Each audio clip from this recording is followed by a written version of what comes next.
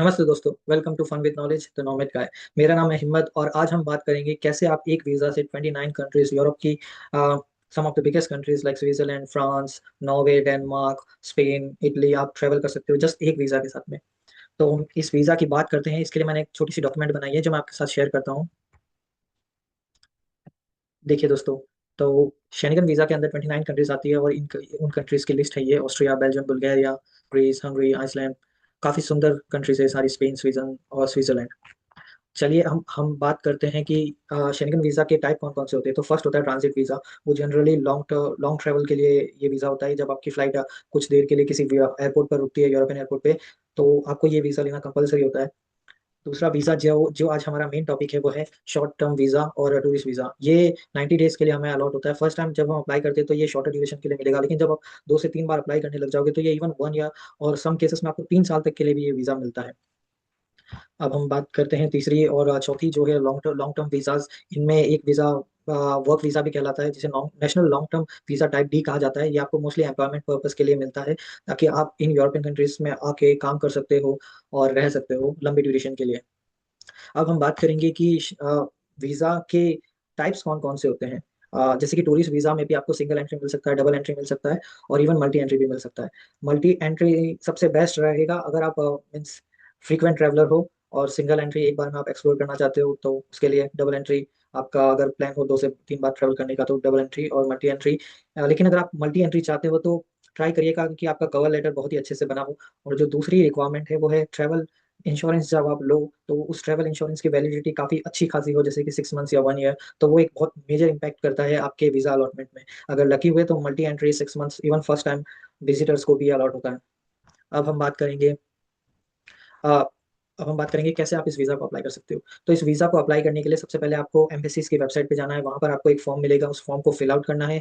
Secondly, इन embassies ने mostly third party higher की हुई है, third party companies like VFS, BLS और टीएलएस।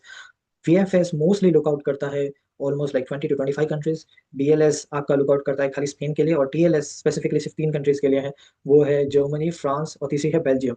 तो आपका प्लान, जैसे कि आप फर्स्ट फ्रांस कंट्री जो आपकी ट्रैवल की होगी वो फ्रांस होगी, तो आप बीएलएस के थ्रू अप्लाई करिएगा। जो कि आपकी फर्स्ट कंट्री हो वो विजिट की, उसके अकॉर्डिंग आपका प्लान होना चाहिए इसमें। अब हम बात करेंगे कब अप्लाई करना चाहिए। तो ट्राई करिएगा कि 3 से 6 महीने का विंडो हो आपका बुकिंग्स और ट्रैवल प्लान का अप्लाई करने और ट्रैवल करने के बीच में, ताकि ये काफ़ी सेफ रहे। वैसे एटलीस्ट आपको 3 से 4 वीक्स तो चाहिए ही चाहिए। ये तो बहुत ही टफ सिनेरियो हो जाता है, इसके अंदर आपका लक भी बहुत डिपेंड करता है। और हम डॉक्यूमेंट्स की बात करें तो वीज़ा एप्लीकेशन फॉर्म, जो कि एक बहुत ही इंपॉर्टेंट फॉर्म है। वीज़ा एप्लीकेशन फॉर्म जो कि बहुत ही इंपॉर्टेंट फॉर्म है। दूसरा है वैलिड पासपोर्ट, जो कि 10 साल का पासपोर्ट आपके पास मीन्स इशू होना चाहिए लास्ट 10 साल। ऐसा नहीं है कि आप 2010 का पासपोर्ट लेके आके आप अप्लाई कर सकते हो। पिछले 10 साल के अंदर अंदर इशू होना चाहिए, और एटलीस्ट 3 से 4 महीने का उसमें फिनिश होने से पहले का गैप होना चाहिए। और 2 से 3 ब्लैंक पेजेस चाहिए, क्योंकि उनको स्टैम्प करने के लिए जगह भी चाहिए। और पासपोर्ट साइज फोटो एक बहुत ही बड़ा क्राइटेरिया है, तो आप ट्राई करिएगा कि इसी डायमेंशन के अंदर आपके फोटोज हो, क्योंकि अगर थोड़ा भी डायमेंशन में ऊपर नीचे हुआ तो आपके एप्लीकेशन पे इम्पैक्ट हो सकता है। एक कवर लेटर एक बहुत ही बड़ी स्पेसिफिक रिक्वायरमेंट है। तो आप ट्राई करिएगा कि आप अपना इंटेंट बताओ, पर्पस बताओ, कि जैसे आपको कि ट्रैवल में क्या पसंद है। आपको नेचर पसंद है तो बताना, स्विट्जरलैंड में मुझे नेचर सीनिक व्यूज़ के लिए मैं जाना चाहता हूँ, फ्रांस में मैं हिस्ट्री के लिए जैसे कि नोत्र डेम हुआ। तो आप अपना रीज़न स्पेसिफाई कर सकते हो, अपनी आइटिनरी बता सकते हो, डेट्स बता सकते हो, अपना ट्रैवल कैसे फंड करोगे, आपका एम्प्लॉयमेंट स्टेटस सब आप कवर लेटर के अंदर डालिए। तो उससे आपका वीज़ा लंबा होने के चांसेस और आपको बहुत सारे बेनिफिट्स मिल सकते हैं। मल्टी एंट्री वीज़ा मिल सकता है।